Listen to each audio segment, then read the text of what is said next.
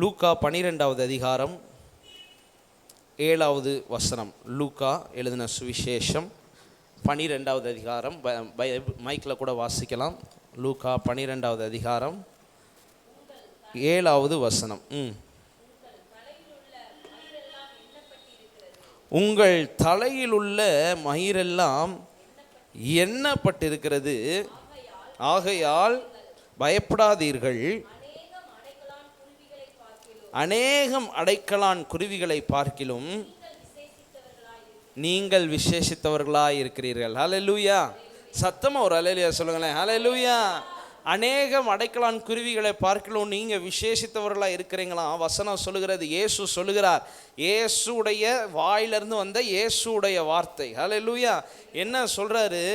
உங்கள் தலையில் உள்ள மயிரெல்லாம் எண்ணப்பட்டிருக்கிறது, ஆகையால் பயப்படாதிருங்கள். சொல்லுங்க, பயப்படாதிருங்கள். நம்மளுடைய வாழ்க்கையில் பல சூழ்நிலைகள் வருகிற போது நம்ம பயப்படக்கூடாது, நம்ம ஃபியர் ஆகக்கூடாது. To not fear, fear not, fear not. இன்றைக்கு காலையில் விடுதலையின் உபவாச நேரத்தில் உங்களுக்கு விடுதலைக்குரிய சத்தியமாக இதை சொல்கிறேன். நீங்கள் பயப்படாதீங்க, நீங்கள் பயப்படாதீங்க, நீங்கள் கலங்காதீங்க. கர்த்தர் உங்களோடு இருக்கிறார். ஹல்லேலூயா. நம்ம விசேஷமானவர்கள் என்று வேதம் சொல்கிறது. விசேஷித்தவர்களாம். ஹல்லேலூயா. விசேஷித்தவர்கள், ஸ்பெஷல். ஸ்பெஷல் ஆங்கிலத்தில் அழகாக போட்டிருக்கு, மோர் வேல்யூ. என்னவா? More value. நம்ம ரொம்ப மதிப்பு மிக்கவர்கள். ஹல்லேலூயா. நம்ம மதிப்பு மிக்கவர்கள்ன்றதுனால ஆண்டவர் நம்மை பாதுகாக்கிறவராக இருக்கிறார். நம்ம என்ன பண்ணக்கூடாது? பயப்படக்கூடாது. சொல்லுங்க, பயப்பட மாட்டேன், பயப்பட மாட்டேன்.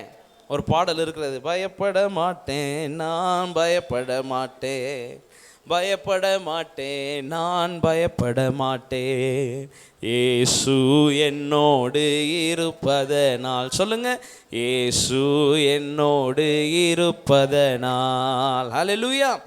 பயப்படக்கூடாது. இயேசு இங்கே கற்றுத்தருகிறார், பயப்படாதீங்கப்பா, பயப்படாதீங்க. உங்கள் தலையில் உள்ள மயிரெல்லாம் எண்ணப்பட்டிருக்கிறது, அநேக அடைக்கலான் குருவிகளை பார்க்கலாம், நீங்கள் விசேஷித்தவர்களாக இருக்கிறீர்கள். ஆமென். இந்த உலகத்தில் நம்ம பார்க்குறப்ப சாதாரண மனிதர்களை போல மற்றவர்கள் நினைக்கலாம். படித்தவங்களுக்கு ஒரு மரியாதை, படிக்காதவங்களுக்கு ஒரு மரியாதை இருக்கலாம். பார்க்குறதுக்கு நல்ல வஸ்திரம் தரித்தவர்களுக்கு ஒரு மரியாதை, நல்ல வஸ்திரம் இல்லாதவர்களுக்கு ஒரு மரியாதை இருக்கலாம். பலவிதமான சூழ்நிலைகள் இருக்கலாம். அசைவம் சாப்பிட்றவங்களுக்கு ஒரு மரியாதை, சாப்பிடாதவங்களுக்கு ஒரு மரியாதை, இப்படி இருக்கலாம். பல காரியங்கள், பல சூழ்நிலைகள் இருக்கலாம். ஆனால் கர்த்தருடைய பார்வையில் நீங்களும் நானும் விசேஷமானவர்களாக இருக்கிறோம். ஹல்லேலூயா. Special, more value. அதனால் நம்ம பயப்படக்கூடாது. ஹல்லேலூயா. நான் உங்களை கைவிட மாட்டேன்னு ஆண்டவர் சொல்லுகிறார். உங்களை விட்டு விலக மாட்டேன்னு ஆண்டவர் சொல்லியிருக்கிறார். உங்களை கைவிடுவதும் இல்லை, விட்டு விலகுவதும் இல்லை என்று ஆண்டவர் சொல்லியிருக்கிறார். பலங்கொண்டு திட்டமானதாக இருக்கணும், பயப்படக்கூடாது. கர்த்தர் நம்மோடு இருக்கிறார். ஹல்லேலூயா. இந்த விடுதலையின் உபவாச நேரத்தில் ஒரு காரியத்தை நம்ம இருதயத்தின் ஆழத்தில் வச்சுக்க வேண்டிய விஷயம் என்னன்னா, கர்த்தர் இருப்பதனால நான் பயப்பட மாட்டேன். கர்த்தர் இருப்பதனால நான் பயப்பட மாட்டேன். வசனம் நம்ம எல்லாருக்கும் தெரிஞ்ச வசனம், சங்கீதம் 23. நம்ம எல்லாருக்கும் தெரியும், நான் மரண இருளின் பள்ளத்தாக்கில் நடந்தாலும் பொல்லாப்புக்கு பயப்படேன், தேவரீர் என்னோடு கூட இருக்கிறீர், உமது கோலும் உமது தடியும் என்னை தேற்றும். எந்த சூழ்நிலையா? மரண இருளின் பள்ளத்தாக்கில் நடந்தாலும். அல்லேலூயா. மரண இருளின் பள்ளத்தாக்கு. என்ன நடக்குது யோசிச்சு பாருங்க. பள்ளத்தாக்குனாலே எங்கே காலை வைக்கிறது, என்ன அது ஏதுன்னு தெரியாது. வாரிட்டு போயிடும், வாரிக்கிட்டு போயிடும். காலை வச்சோன்னா சறுக்கிட்டு போயிடும், என்ன நடக்குன்னே தெரியாது. இது என்னென்னா மரண பள்ளத்தாக்காம். அப்படின்னா கட்டாயம் சாஞ்சா எங்கேயோ சறுக்கி போய் இருப்போன்னு கிடையாது. என்னது, நம்மளுக்கு ஃபைனல் அனௌன்ஸ்மெண்ட் முடிச்சு அடக்க ஆராதனையை சொல்லிடுவாங்க. அது மாதிரி ஒரு பள்ளத்தாக்கு, மரண பள்ளத்தாக்கு. அது மாத்திரம் இல்லை, மரண இருளின் பள்ளத்தாக்கு. வெளிச்சத்தில் போனாலே ஒன்றும் பண்ண முடியாது, இருட்டு வேற. ஹல்லேலூயா. சில நேரத்தில் அப்படி தான் இருக்கும், ஸ்தம்பிச்சது போல் இருக்கும். என்ன பண்ணுறதுனே தெரியலை, எப்படி சமாளிக்கிறதுனே தெரியலை, என்ன பேசுகிறதுனே தெரியலை, இதை என்ன சொல்லி முடிக்கிறதுனே தெரியலை, இது எங்கே போய் முடியும்னே தெரியலை. மரண இருளின் பள்ளத்தாக்கில் நடந்தாலும் பொல்லாப்புக்கு பயப்படேன். மரண இருளின் பள்ளத்தாக்குக்கு நான் பயப்பட இல்லை, அதில் நடந்தாலும் எனக்கு பிரச்சனை இல்லை, ஏன்னா பொல்லாப்பு எனக்கு வராது. ஹல்லேலூயா. வித்தியாசம் இருக்குது. மரண இருளின் பள்ளத்தாக்கே வராதுன்னு இல்லை, மரண இருளின் பள்ளத்தாக்கு வந்தால் கூட பொல்லாப்பு எனக்கு வராது. ஹல்லேலூயா. பொல்லாப்புக்கு பயப்படேன், தேவரீர் என்னோடு கூட இருக்கிறீர். ஏன்? உமது கோலும் உமது தடியும் என்னை தேற்றும். சரியான பாதை எதுன்னு சொல்லும். கர்த்தர் என்னோடு இருக்கிறார், அதனால் நான் என்ன பண்ண மாட்டேன், பயப்பட மாட்டேன். தாவீது மேய்ப்பன், அவர் அந்த அனுபவத்தில் சொல்கிறார், ஆடு மேய்க்கிறது போல் சொல்கிறார். இஸ்ரவேலில் இருக்கிற மேய்ப்பர்களை பற்றி உங்களுக்கு தெரியும். நம்ம ஊரில் வந்து ஆடுகளை முன்னாடி அனுப்பிட்டு மேய்ப்பர்கள் பின்னாடி இருந்து வழி நடத்தி போகிறத நீங்கள் பார்த்துருப்பீங்க. இஸ்ரவேலில் மேய்ப்பர்கள் அவர்கள் முன்பாக போவார்கள். ஏன்னா பாதையெல்லாம் ரொம்ப கரடு முரடாக இருக்குன்றதுனால அவர்கள் முன்னாடி போவாங்க, ஒரு குறிப்பிட்ட சத்தத்தை கொடுத்துட்டு போவாங்க. இந்த ஆடுகள் எல்லாம் அவருக்கு பின்னாடியே போகும், அதே மாதிரியே போகும். ஒருவேளை எங்கேயாவது அதனால தான் நீங்கள் பார்த்தீங்க அப்படின்னா 99 ஆடு இருந்து ஒரு ஆடு காணாமல் போய் அந்த கதையெல்லாம் நம்ம பார்க்குற போது அதில் புரியும். சரி, ஒரு ஆடு என்னமோ என்ன ஆயிடுச்சு, பின்னாடி வர ஆடு வழி தவறி போயிடுச்சு. வழி தவறி போனால் அந்த மேய்ப்பர் விட்டுருவாரா? மேய்ப்பர் என்ன பண்ணுவார்? நம்ம ஆண்டவர் நல்ல மேய்ப்பர் என்ன பண்ணுவார்? 99 ஆடுகளை விட்டுட்டு இந்த ஒரு ஆடை தேடி வருவார். ஏன் இதை சொல்கிறேன்னு தெரியுமா? இங்கே பயப்படாதீங்கன்னு போடுறதுக்கு முன்னாடி ஒரு காரியம் போட்டிருக்கு. ஏன் பயப்படக்கூடாது அப்படின்னா, உங்கள் தலையில் உள்ள மயிரெல்லாம் எண்ணப்பட்டிருக்கிறது, ஆகையால் பயப்படாதிருங்கள். சொல்லுங்க, தலையில் உள்ள மயிரெல்லாம் எண்ணப்பட்டிருக்கிறது. இந்த ஆஃபீஸில் வேலை பார்க்குறவங்க, இந்த கணக்கில் உட்காந்துருக்கிறவங்க, கணக்கு பிள்ளையாக இருக்கிறவங்க ரொம்ப கவனமாக இருப்பாங்க. 5 ரூபா 10 ரூபா கூட என்ன ஆயிடக்கூடாது, மிஸ் ஆகிடக்கூடாது. ரொம்ப கவனமாக பார்க்கணும், ரொம்ப நுணுக்கமாக பார்க்கணும், கவனமாக பார்க்கணும். சில்லற காசு தான், இதுதான் அதுதான் அப்படின்னு சொல்லிட்டு மிஸ் ஆகிடக்கூடாது. ஆண்டவர் நம்ம முடியை கூட அக்கௌண்ட்ஸில் வச்சுருக்காரு போல்.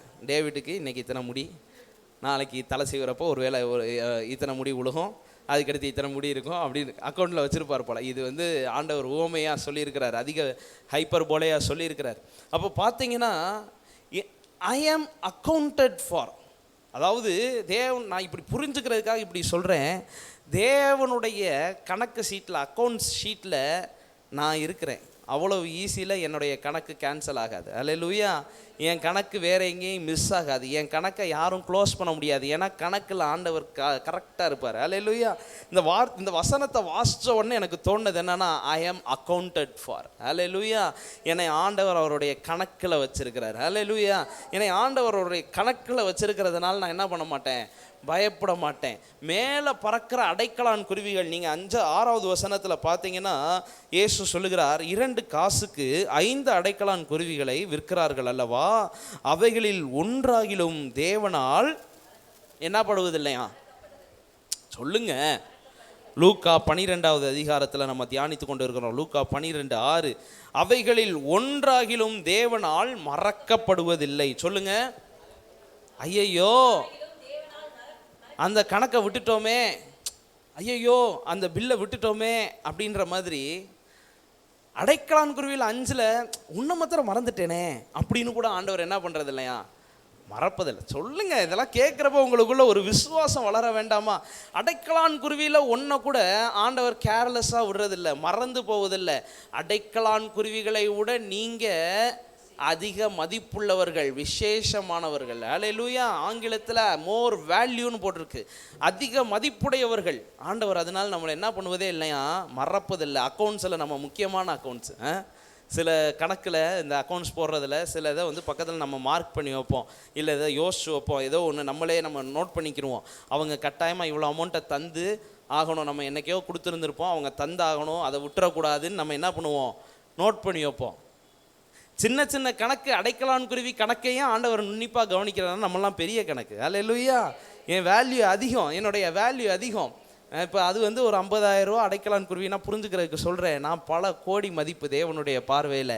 என் அக்கௌண்ட்ஸ் அவ்வளோ ஈஸியில் விட்டுருவாரா? கிடையாது. நான் ஐ ஆம் அக்கௌண்டட் ஃபார். ஆண்டவருடைய கணக்கில் என்னை குறித்து வைத்திருக்கிறார். நான் அதிக மதிப்புடையவன், என்னை அவர் மறக்க மாட்டார். அல்லேலூயா. அடைக்கலான் குருவி கூட மறக்க மாட்டார்னா என்னை ஆண்டவர் மறக்கவே மாட்டார். நான் அதிக முக்கிய கணக்கு. சொல்லுங்க, முக்கியமான கணக்கு, அக்கௌண்ட்ஸு, வேல்யூபிள் அக்கௌண்ட்ஸு, முக்கியமானது. ஆண்டவருக்கு இருக்க மிகப்பெரிய வரவு நான். அல்லேலூயா. அவருடைய அக்கௌண்ட்ஸில் தேவனுடைய ராஜ்யத்துக்குன்னு மிக முக்கியமான காரியங்களை செய்வதற்காக என் வாழ்க்கையில் ஆண்டவர் இன்வெஸ்ட் பண்ணியிருக்கிறார், முதலீடு போட்டிருக்காரு. மிக முக்கியமான கணக்கு நீங்களும் நானும். அல்லேலூயா. ஆண்டவர் நம்மளை என்ன பண்ணுவதில்லை, மறக்கிறது இல்லை. அதனால நம்ம என்ன பண்ணக்கூடாது? பயப்படக்கூடாது. அல்லேலூயா. கைவிட்டாரோ மறந்தாரோ என்று நீ சொல்வானே, பால் குடிக்கும் பாலகனை தாய் மறப்பாளோ, மறந்து போவாளோ, கற்பத்தின் பிள்ளைக்கு இரங்காதிருப்பாளோ, இரங்காதிருப்பாளோ. தாய் மறந்தாலும் தகப்பன் உன்னை மறக்கவே மாட்டார். உள்ளங்கையிலே அவர் உன்னை பொறித்து வைத்துள்ளார். அல்லேலூயா. தாய் மறந்தாலும் தகப்பன் மறக்க மாட்டார். அடைக்கலான் குருவியை கூட அக்கௌண்ட்ஸில் கரெக்டாக வச்சிருக்கிற ஆண்டவர். அல்லேலூயா. அடைக்கலான் குருவிகளை கூட மறக்காமல் கவனிக்கிற ஆண்டவர். அதில் என்ன 5ல் 1 கூட 4 இருக்குது அப்படின்னு கூட கிடையாது. 5ல் 1 கூட விடாத ஆண்டவர் உங்களையும் என்னையும் மறந்துடுவாரா? அல்லேலூயா. நம்ம அவருக்காக பண்ண உடன்படிக்கையை மறந்துடுவாரா? அவருடைய வார்த்தைக்கு கீழ்ப்படிஞ்சதை மறந்துடுவாரா? அவருக்குன்னு வாழ்வோன்னு அர்ப்பணித்ததை மறந்துடுவாரா? நம்ம செய்த கிரியைகளை மறந்துடுவாரா? நம்ம பண்ணின அறிக்கையை மறந்துடுவாரா? அவர் நம்மை முன்குறித்ததை மறந்துடுவாரா? தாயின் வயிற்றில் உருவாக்கும் முன்னமே பெயர் சொல்லி அழைத்ததை மறந்துடுவாரா? சொல்லி சொல்லி செய்கிற தேவன். அல்லேலூயா. உருவாக்கும் முன்னமே பெயர் சொல்லி தீர்க்கதரிசி என்று அழைத்து அழைப்பையும் அபிஷேகத்தையும் அந்த மினிஸ்ட்ரி காலிங்கையும் அந்த மினிஸ்ட்ரி ஆஃபீஸையும் ஆண்டவர் கொடுத்து அதுக்கடுத்து அவனை உருவாக்குகிறார். யாரை? எரேமியாவை. மறந்துடுவாரா? ஹல்லேலூயா. மறக்க மாட்டார். சொல்லுங்க, மறக்க மாட்டார். மறக்க மாட்டார். நம்முடைய கடின உழைப்புகளை பிரயாசங்களை உலகம் மறந்துடலாம், நம்மளை அற்பமாக நினைக்கலாம். ஆனால் கர்த்தர் என்னை மறப்பதில்லை. ஹல்லேலூயா. சங்கீதம் 27:1 வாசிங்க. சங்கீதம் 27:1 வாசிங்க. சங்கீதம் 27:1 வேகமா.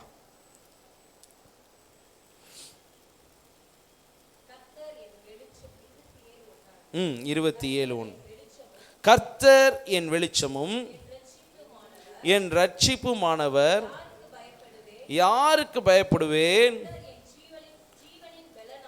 கர்த்தர் என் ஜீவனின் பலனானவர், யாருக்கு அஞ்சுவேன்? சொல்லுங்க, கர்த்தர் என் ஜீவனின் பலனானவர், யாருக்கு அஞ்சுவேன்? ஜீவனின் பலனானவருக்கு ஆங்கில மொழிபெயர்ப்பு அழகா போட்டிருக்கு, stronghold of my life. என்னவா?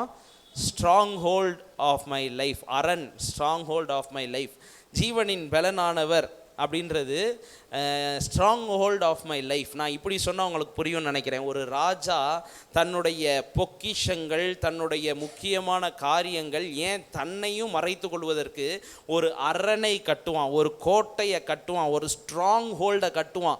எதிரி வந்து அடித்தாலும் உடைச்சாலும் உள்ளவே வர முடியாதது மாதிரி ஒரு ஸ்ட்ராங் ஹோல்டு, ஒரு அரணை கட்டுவான். அந்த கட்டி அதற்குள்ள பொக்கிஷங்களை வச்சுக்கிடுவான், சாப்பாடை வச்சுக்கிடுவான், தண்ணியை வச்சுக்கிடுவான், தனக்கு தேவையான எல்லா காரியங்களையும் வச்சுக்கிடுவான், தன்னுடைய ஜீவனை பாதுகாக்க வச்சுக்கிடுவான், தன்னுடைய பிள்ளைகள், தனக்கு முக்கியமானவர்கள், அரசாங்கத்துக்கு தேவையானவர்கள், இவர்களுக்காக முக்கியமாக தனக்காக அவன் ஒரு அரணை கட்டி கொள்ளுவான்.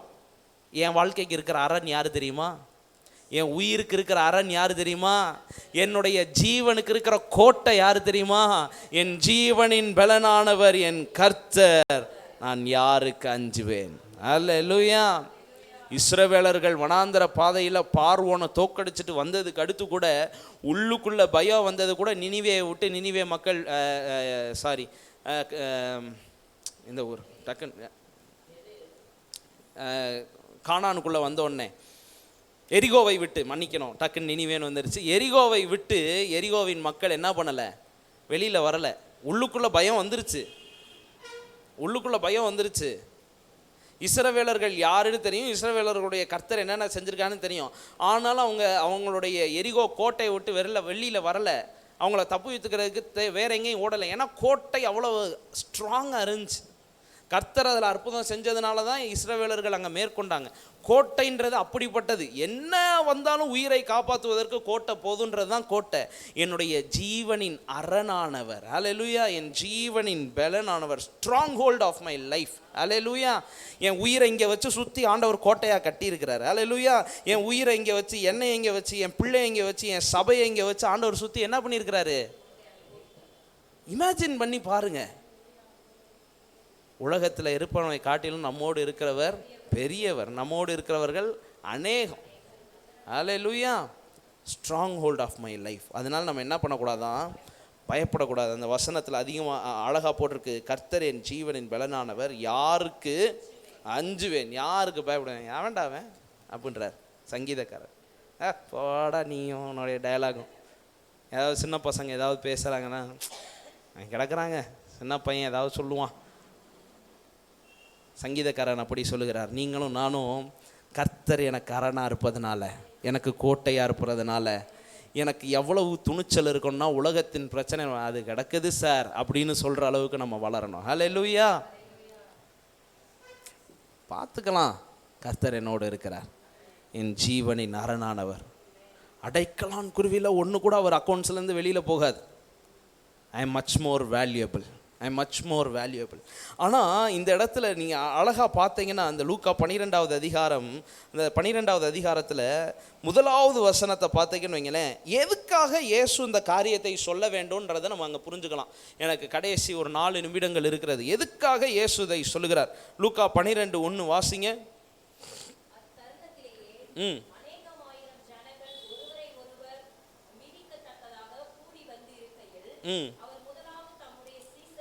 முதலாவது தம்முடைய சீஷரை நோக்கி, அவருடைய சீஷர்களை நோக்கி. ஃபஸ்ட்டு சொல்கிறது, கூட்டமெல்லாம் வந்துருச்சு, செய்தியில் பாயிண்ட் ஃபஸ்ட்டு சொல்கிறது, இயேசுடைய முதல் ஸ்டேட்மெண்ட் என்னது?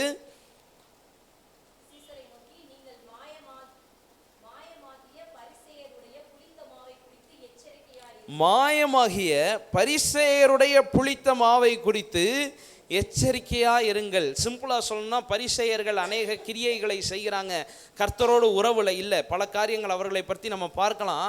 ஆனால் அந்த சூழ்நிலையில் ஆதிக்கம் செய்யக்கூடிய அளவு அந்தஸ்தில் இருக்கக்கூடிய நபர்களை குறித்து நீங்கள் கவனமாக இருக்கணும், எச்சரிக்கையாக இருக்கணும், அவங்களோடு சேர்ந்துடக்கூடாது. இன்னும் சொல்லணும்னா, அந்த அந்தஸ்து ஆதிக்கம் செய்யக்கூடியவர்களுக்கு பயந்து நீங்கள் இணங்கிடக்கூடாது, அவர்களோடு இணைஞ்சிடக்கூடாதுன்றது தான் இயேசு இங்கே சொல்லுகிறார். இந்த வசனத்தின் பகுதியை நீங்கள் ஃபுல்லாக வாசித்து பார்த்தீங்கன்னா உங்களுக்கு புரியும். எச்சரிக்கையாக இருங்கள், புளித்தமாவுக்கு எச்சரிக்கையாக இருங்கள்னா, அவர்களுடைய கிரியைகளை போல் நீங்கள் செய்யாதீங்கன்றது மாத்திரம் இல்லை, பயந்து போய் அவங்களோட இணைஞ்சிக்காதீங்க, பயந்து போய் அவங்க சொல்கிறத அங்கீகரிச்சிடாதீங்க. நீங்கள் தேவனுடைய பிள்ளைகள், நீங்கள் சீஷர்கள், நீங்கள் விசேஷமானவர்கள். ஆஃப்டர் ஆல் மனுஷன் சொல்கிறதுக்கு, பரிசேயர் சொல்கிறதுக்கு நீங்கள் என்ன பண்ணாதீங்க? சொல்லுங்கள், பயப்படாதீங்க. சூழ்நிலைக்கு பயப்படுறத பற்றி இங்கே இல்லை. எந்த அதிகாரம், எந்த அந்தஸ்துள்ளவர்கள், எந்த பெரிய நபர்கள் இந்த உலகமே பார்த்து பயப்படக்கூடிய மனிதர்களாக இருந்தால் கூட, கர்த்தருடைய வார்த்தைக்கு அகெயின்ஸ்டாக அவங்க இருப்பாங்கன்னா நம்ம தைரியமாக துணிஞ்சு வெளியில் வந்து நிற்கலாம். ஹல்லேலூயா. இருக்கிறதுலே மிகப்பெரிய பாதுகாப்பு தேவனுடைய சித்தத்தின் நடுவிலே என்று சொல்லுவார்கள். நான் எதிரியின் கோட்டைக்குள்ளே இருந்தால் கூட தேவ சித்தத்துக்கு நடுவில் இருக்கேன்னா எனக்கு இங்கே இருந்தால் மிகப்பெரிய பாதுகாப்பு. ஹல்லேலூயா. நான் வெளியில் ஒரு அரணை கட்டி கூட உட்காந்துருக்கலாம், ஆனால் தேவ சித்தத்துக்கு வெளியில் இருந்தேன்னா அது பாதுகாப்பு இல்லை.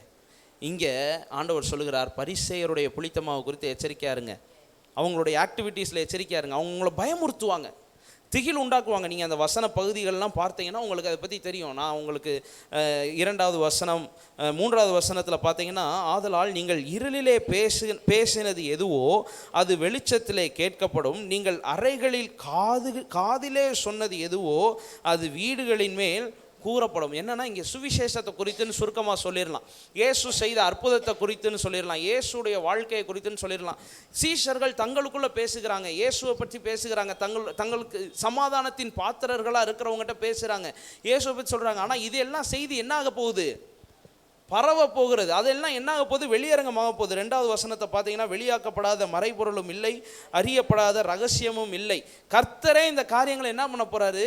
வெளியரங்கமாக்க போகிறார். கர்த்தருடைய மகிமை வெளியரங்கமாகும். ஆண்டவரை பற்றிய வார்த்தைகள் வெளியரங்கமாகும். இங்கே சீஷர்கள் இவர்கள் இயேசுவை பற்றிய காரியங்களை பேசுகிறாங்க, இயேசு சொன்ன வெளிப்பாடுகளை பேசுகிறாங்க. இது சமுதாயம் ஏற்றுக்கொள்ளுகிற நிலைமையில் இல்லை. பரிசேயர்கள் இதை ஏற்றுக்கொள்ளுகிற நிலைமையில் இல்லை. எப்படா இயேசுவை நசுக்கி போடலான்ற எண்ணத்தில் இருக்கிறாங்க. யூதர்கள் அப்படிப்பட்ட நிலைமையில் இருக்கிறாங்க. இவங்க அதனால சீஷர்கள் ரகசியமாக சொல்கிறாங்க, காதுகளில் என்னாகிறான், காதுகளிலே பேசினது எதுவோ, சொன்னது எதுவோ அது என்ன ஆகப்படுமா, அது வீடுகளின் மேல் கூறப்படும். யோசிச்சு பாருங்க. ரகசியமாக யார்கிட்டையும் சொல்லிடாதீங்கப்பா, அது மிகப்பெரிய பிரச்சனையாக்கிறோம் அப்படின்னு சில காரியங்கள் நம்ம சொல்கிறோன்னு வச்சுக்கோங்க, சில ஜெப குறிப்புகளை சொல்கிறோன்னு வச்சுக்கோங்க. கர்த்தரே என்ன பண்ணுவார், வீட்டு மேலே எல்லாருக்கும் கேட்குற மாதிரி சொல்கிற மாதிரி ஆக்கிடுவார். ஏன்னா அவருடைய மகிமை வெளியரங்கமாகணும். அப்படி ஒரு சூழ்நிலை வருகிற போது 4வது வசனம், இப்போ தான் பாயிண்ட் வருது, என் சிநேகிதராகிய உங்களுக்கு நான் சொல்லுகிறேன். எப்படி அட்ரஸ் பண்ணுறாரு பாருங்களேன், என் சிநேகிதராகிய, அப்பா இயேசுடைய அன்பு, ஓ இயேசுவின் அன்பு, அப்படி ஒரு அழகான பாட்டு இருக்கு. எப்படி அட்ரஸ் பண்ணுறாரு, எப்பா நீங்கள் என்னை குறித்த காரியங்கள் நீங்கள் பேசுவீங்க, அது பிரச்சனையாயிரும், நீங்கள் கவனமாக பேசுவீங்க, ஆனாலும் அது வெளியரங்கமாக்கப்படும், அது பிரச்சனை வரும். பரிசேயர்கள் உங்களை இது ட்ரை பண்ணுவாங்க, உங்களுக்கு பிடிக்காதவர்கள், கர்த்தருக்கு விரோதமானவர்கள் உங்களுக்கு விரோதமாக எழும்புவாங்க. சிநேகிதரே, மை ஃப்ரெண்ட்ஸ், நான் உங்களுக்கு ஒரு காரியத்தை சொல்கிறேன், உங்களுக்கு நான் சொல்லுகிறேன், சரீரத்தை கொலை செய்து அதன் பின்பு அதிகமாக ஒன்றும் செய்ய திராணி இல்லாதவர்களுக்கு பயப்படாதீர்கள். பயப்படாத. அதாவது சில விஷயங்களில் நண்பர்களாக இருக்கிறவங்க ரகசியங்களை சொல்லுவாங்க. டேய் இங்கே வாடா, நான் உன்ட்ட ஒன்று சொல்கிறேன்டா, ஏதோ ஏதாச்சும்னா உன்ட்ட ஒன்று சொல்கிறேன், இங்கே வா உன்ட்ட ஒன்று சொல்கிறேன். ஏசு இங்கே சொல்கிறாரு, எப்பா வா நான் உனக்கு சொல்கிறேன், அவங்க பண்ணுறதெல்லாம் பயப்படாத, நான் வா, நான் உனக்கு ஒன்று சொல்லித்தரேன் பார், ஒரு சீக்ரெட் சொல்லித்தரேன் பார், பின்னாடி என்ன நடக்குதுன்னு சொல்லித்தரேன் பார், ரகசியம் என்ன நடக்குதுன்னு சொல்கிறேன் பார். நீ மறைவில் சொல்கிற, அது வெளியரங்கமாகும், பரிசேயர்கள் உனக்கு விரோதமாக எழும்புவாங்க, எல்லாம் நடக்கும், உனக்கு பயம் உண்டாகிற மாதிரி இருக்கும், ஆனால் ஒரு ரகசியத்தை சொல்கிறீங்க வா, அவனால் வேறு ஒன்றும் பண்ண முடியாது. அப்படி தான் இங்கே ஆண்டவர் சொல்கிறாரு. அவ்வளவுதான். அவனுக்கு திராணி இல்லை, நாட் cannot doன்னு ஆங்கிலத்தில் அழகாக வந்திருக்கும், have no more that they can do. அதுக்கு மிஞ்சி அவங்களால செய்கிறதுக்கு ஒன்றுமே இல்லை. மிஞ்சி போச்சுன்னா உன் சரீரத்தை என்ன பண்ணுவாங்க, கொலை பண்ணுவாங்க, அழிப்பாங்க, அவ்வளவுதான். உன் சரீரத்தை மாத்திரம்தான் அவங்களால இது பண்ண முடியும். உன் ஆவி ஆத்மாவை என்ன பண்ண முடியாது, அழிக்க முடியாது. தேவ சித்தம் இருந்துச்சுன்னா தேவன் திருப்பி என்ன பண்ணுவார், உயிரை அந்த சரீரத்துக்கு கொடுப்பாரு. தேவ சித்தம் இருந்துச்சு அப்படின்னா தேவன் உங்களை பரலோகத்துக்கு கொண்டு போயிடுற. மிஞ்சி அவனால் இவ்வளோ தான் பண்ண முடியும். ஆஃப்டர் ஆல் காரியம் தான் பண்ண முடியும். நீ அதனால் என்ன பண்ணாத, பயப்படாத. சொல்லுங்கள், பயப்படாத. இந்த உலகத்தில் இருக்கிற எல்லா காரியங்களும் மிஞ்சி உங்கள் சரீரத்தை மாத்திரம்தான் தாக்க முடியும். உங்கள் ஆவி ஆத்துமா கர்த்தருடையது. அல்லேலூயா. விசுவாசத்தை துவக்குகிறவரும் முடிக்கிறவரும் அவர்.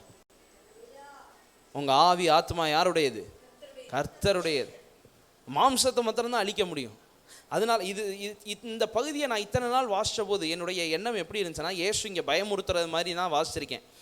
அதனால் அதை விட பயங்கரமான அதில் நீங்கள் பார்த்தீங்கன்னா அந்த பகுதி வரும், அப்படி பயமுறுத்துற மாதிரி பார்த்துருக்கேன். ஆனால் ஆண்டவர் ஆக்சுவலாக அவர்களை தேற்றுகிறார், நண்பர்களை பார்த்து தேற்றுகிறார். எப்பா பயப்படாதீங்க, மிஞ்சி போச்சுன்னா உங்கள் சரீரத்தை தான் அவங்க அழிப்பாங்கப்பா, பயப்படாதீங்க, இது சப்ப மேட்ருங்க, சாதாரண விஷயங்க, ஆஃப்டர் ஆளுங்க, இதுக்கெல்லாம் பயப்படாதீங்க. சிநேகிதரே, மை ஃப்ரெண்ட்ஸ், உங்களுக்கு ஒரு ரகசியத்தை சொல்கிறேன், இவங்களால் வேறு ஒன்றுமே செய்ய முடியாது, இவங்களுக்கு என்ன பண்ணாதீங்க, பயப்படாதீங்க. அதுக்கடுத்து இயேசு சொல்லுகிறார், நீங்கள் இன்னாருக்கு பயப்பட வேண்டும் என்று உங்களுக்கு காண்பிக்கிறேன். அவர் காண்பிக்கிறார் என்னவா, கொலை செய்த பின்பு நரகத்திலே தள்ள வல்லமை உள்ளவருக்கு பயப்படுங்கள், ஆம் அவருக்கே பயப்படுங்கள் என்று உங்களுக்கு சொல்லுகிறேன். அதாவது செத்ததுக்கு அடுத்து, சரீரம் மரித்ததுக்கு அடுத்து ஆவியை நரகத்தில் தள்ள வல்லவருக்கு தான் நம்ம என்ன பண்ணணும், பயப்படணும். நீங்கள் அவருக்கு ஆல்ரெடி பயப்படுறீங்களே. இது ஆண்டவர் காயப்படுத்தி இது பண்ணி பேசுகிற மாதிரி எனக்கு தோணலை. ஆண்டவர் என்ன இங்கே சொல்கிறாருன்னா, நீங்கள் ஆல்ரெடி கர்த்தருக்கு பயப்படுறதுனால, உங்களை நரகத்தில் தள்ள வல்லவருக்கு பயப்படுறதுனால இன்றைக்கு என்னோடு இணைந்திருக்கிறீங்க, என் வார்த்தையை கேட்குறீங்க, நீங்கள் இதெல்லாம் செய்கிறீங்க. நாளை பின்ன ஐயோ அவங்க எங்களை கொன்றுவாங்களே, இப்படி பண்ணிடுவாங்களே, அப்படி பண்ணிடுவாங்களேன்னு பயப்படாதீங்க. ஏன்னா அவனால் அதுக்கு மிஞ்சி ஒன்றும் பண்ண முடியாது. உங்கள் ஆத்மா நரகத்துக்கு போகாமல் பரலோகத்துக்கு வர்றதுக்குன்னு ஆண்டவர் முடிவு பண்ணிட்டார். உங்களை நரகத்துக்கு தள்ள மாட்டார்.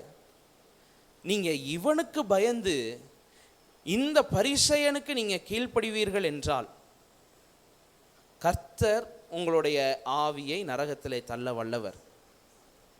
நீங்கள் அதை விட அதிக வல்லமை உள்ளவருக்கு பயப்படுறீங்களே, அப்புறம் எதுக்கு இந்த சின்ன பையனுக்கு போய் நீங்கள் பயப்படணும்?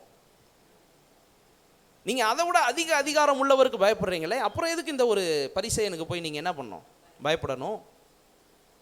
மிகப்பெரிய கர்த்தருடைய வார்த்தையை, ஒரே தெய்வமாகிய கர்த்தருடைய வார்த்தைக்கு பயப்படுறீங்களா, அவருடைய வார்த்தையை கை கொள்ளணும்னு பயப்படுறீங்களே, அப்புறம் எதுக்கு இந்த ஆஃப்டர் ஆல் ஒரு சூழ்நிலைக்கு பயப்படணும்? கர்த்தருடைய வார்த்தையை கை கொள்வதற்கு பயப்படுறீங்களா, அவருடைய நியாயப்பிரமாணத்தின்படி வாழ பயப்படுறீங்களே, அவருடைய வார்த்தைகளின்படி வாக்குகளின்படி வாழ உங்களை கீழ்ப்படுத்துகிறீங்களே, அவருக்கு கீழ்ப்படிஞ்சதுக்கு அடுத்து இந்த உலகத்துக்கு எதுக்கு பயப்படணும்? நான் எதுக்கு அஞ்சுவேன்? கர்த்தர் என் ஜீவனின் அரணானவர், நான் யாருக்கு அஞ்சுவேன்? அவருக்குள்ளே என் லைஃப்பை வச்சுட்டேன், அவருக்கு நான் பயப்படுறேன், நான் வேற யாருக்கு அஞ்சணும்? தேவையே இல்லை. இயேசு இங்கே அதை தான் கற்றுக் கொடுக்குறார். அதுக்கடுத்து நீங்கள் பார்த்தீங்கன்னா பரிசுத்த ஆவியானவர் அந்தந்த நேரத்தில் உங்களுக்கு உதவி செய்வார். இங்கெல்லாம் கொண்டு போவாங்க, பயப்படாதீங்க, ஆவியானவர் அந்த நேரத்தில் உதவி செய்வார். ஆவியானவர் கரெக்டாக ஹெல்ப் பண்ணுவார். ஆவியானவர் உங்களுக்கு உதவி செய்வார், பயப்படாதீங்க. தேவனுக்கு நீங்கள் பயப்படுறீங்க அப்படின்னா அவருடைய சித்தத்தை செய்வதற்கு பரிசுத்த ஆவியானவர் மூலமாக உங்களுக்கு ஸ்ட்ரென்த்தும் கொடுத்துருவார். நீங்கள் என்ன பண்ணாதீங்க, பயப்படாதீங்க, மனுஷருக்கு பயப்படாதீங்க. யோசுவாவுக்கு சொன்ன வார்த்தை இதுதான். யோசுவா 1வது அதிகாரம் 5வது வசனத்துலேருந்து 9வது வசனம் வரைக்கும் பார்த்தீங்கன்னா எனக்கு முழுசாக வாசிக்கிறதுக்கு நேரம் இல்லை. 6வது வசனம் மாத்திரம் நினைக்கிறேன். யோசுவா 1வது அதிகாரம் 6வது வசனத்தை வாசிங்க.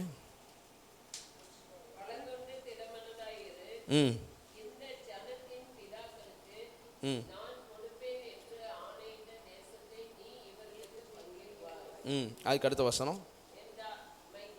7வது வசனத்தை வாசிங்க. No problem. என் தாசனாகிய மோசே உனக்கு கற்பித்த நியாயப்பிரமாணத்தின் படி எல்லாம் செய்ய கவனமாய் இருக்க மாத்திரம் மிகவும் பலங்கொண்டு திடமனதாய் இரு. போதும். இங்க கர்த்தர் இங்க யோசுவாவுக்கு சொல்றது என்னன்னா, be strong and of good courage. பலங்கொண்டு திடமனதாய் இரு, ஸ்ட்ராங்கா இரு. அது எப்படின்னா அந்த பாடல் ஒன்று இருக்கும் பாருங்களேன், வீறு கொண்டெழு வீரேசு வீரரே, அப்படி இரு. எதுக்கு இருக்கணும்? அந்த பாடல் வரி அது கரெக்டு. ஆனால் எதுக்கு இங்கே இருக்கணும்? இங்கே என்ன பாயிண்ட்டு? நியாயப்பிரமாணத்தின்படி எல்லாம் செய்ய கவனமாக இருக்க. நீங்களும் நானும் ஒரு விஷயத்தில் வீறு கொண்டு எழுந்த மாதிரி இருக்கணும், அப்படி ஸ்ட்ராங்காக இருக்கணும், என்ன வந்தாலும் இருக்கணும். எந்த விஷயத்தில்? நியாயத்துக்கு சண்டை போடுறதில்ல இல்லை, ஏதோ ஒரு காரியத்துக்காக போய் வியாக்கியானம் பேசுறதில்ல இல்லை, நியாயப்பிரமாணத்தின் படி எல்லாம் செய்ய கவனமாக இருக்கணும். இங்கே யோசுவா சொல்கிறப்ப நான் நினைக்கிறேன், யோசுவாவுக்கு கர்த்தர் சொல்கிறப்ப மோசே ஆரோனை யோசுவா யோசிச்சிருந்துருக்கணும்னு நினைக்கிறேன். மோசே ஒருத்தவர் கர்த்தர் என்ன சொல்கிறாரு, நியாயப்பிரமாணம் என்னன்னு கேட்குறதுக்கு மலை மேலே போயிட்டாரு. ஆரோன் ஒருத்தவர் இங்கே கீழே மக்களுடைய பேச்சுகள் ஏச்சுகள் மக்களுடைய காரியங்களுக்கு பயந்து நியாயப்பிரமாணத்தை என்ன பண்ணிட்டாரு, மீறிட்டார். அப்போதைக்கு கையில் கொடுக்கப்படலாம். ஆனால் கர்த்தர் யாருன்றது ஆரோனுக்கு தெளிவாக தெரியும், மோசைக்கும் ஆரோனுக்கும் தெளிவாக தெரியும். ஆனால் பொன் கன்றுக்குட்டி செய்வதற்கு ஆரோன் என்ன பண்ணிட்டான், தன்னுடைய இருதயத்தை ஓகேன்னு பண்ணிட்டான். மிகப்பெரிய தவறு. இங்கே யோசுவாவுக்கு சொன்னப்போ யோசுவா அதைத்தான் நினச்சிருக்கணுமோன்னு நான் நினைக்கிறேன். நீ ஒரு விஷயத்தில் ஸ்ட்ராங்காக இருப்பா, நீ போய் யுத்தம் பண்ணணுன்றது அது கிடையாது, வாக்கு தத்தத்தை நிறைவேற்றணும் அது கிடையாது, இது பண்ணும் அது பண்ணும் அதெல்லாம் கிடையாது. நியாயப்பிரமாணத்தின்படி என் தாசனாகிய மோசே கொடுத்த நியாயப்பிரமாணத்தின்படி செய்ய எல்லாம் கவனமாக இரு. ஏன்னா சுற்றி இருக்கிறவங்க குழப்பி விட தான் செய்வாங்க. அல்லேலூயா.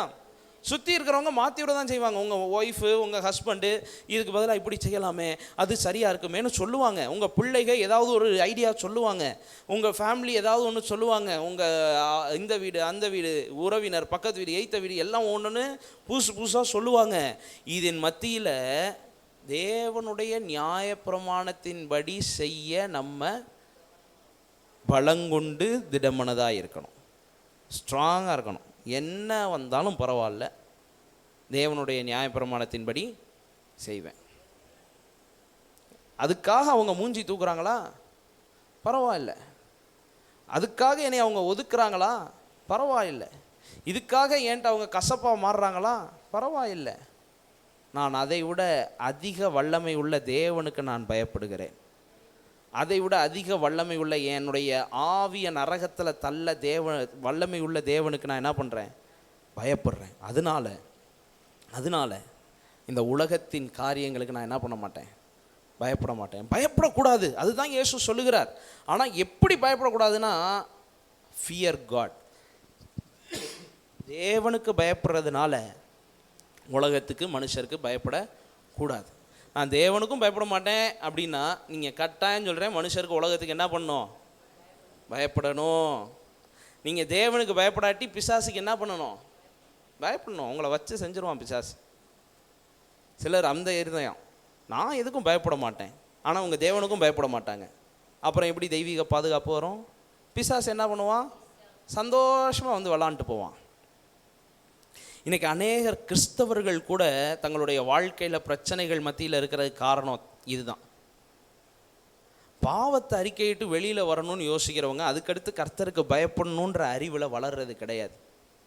கர்த்தருக்கு பயப்படணும், அவர் வார்த்தைக்கு பயப்படணும், அவர் சொல்கிறத கேட்கணும், அவர் நியாயப்பிரமாணத்தின்படி செய்ய கவனமாக இருக்கணும். பரிசேயருடைய புளித்த மாவு குறித்து நம்ம கலக்கப்படக்கூடாது. இவங்க எப்படி பண்ணுறாங்க, அப்படி பண்ணுறாங்க, நான் இதை மாதிரி செஞ்சேன்னா என் சொந்தக்காரங்க மூஞ்சி தூக்கிடுவாங்க, நான் கிறிஸ்தவனாக என்னை நான் வெளியே காட்டினேன்னா என்னுடைய உறவினர் மூஞ்சி தூக்கிடுவாங்க, இது பண்ணிடுவாங்க, அது பண்ணிடுவாங்கன்றதுக்காக நீங்கள் இயேசுடைய வார்த்தையை நீங்கள் மறைச்சிங்க, அதுக்கு கீழ்ப்படியாமல் இருந்தீங்க. இன்னும் இயேசு சொல்லுகிறது போல் லூக்கா 12வது அதிகாரத்திலே பார்த்தீங்கன்னா, பூமியில் நீங்கள் அறிக்கை பண்ண பயந்தீங்க அப்படின்னா ஆண்டவர் உங்களை பாதுகாக்க முடியாது, பாதுகாக்க மாட்டார். நீங்கள் அவருடைய பாதுகாப்பில் இல்லை அப்படின்னா கட்டாயமாக மனிதர்களுக்கு பயப்படுங்க, பிசாசுக்கு பயப்படுங்க. ஏன்னா எல்லாரும் உங்களுடைய வாழ்க்கையை சீரழிச்சிருவாங்க.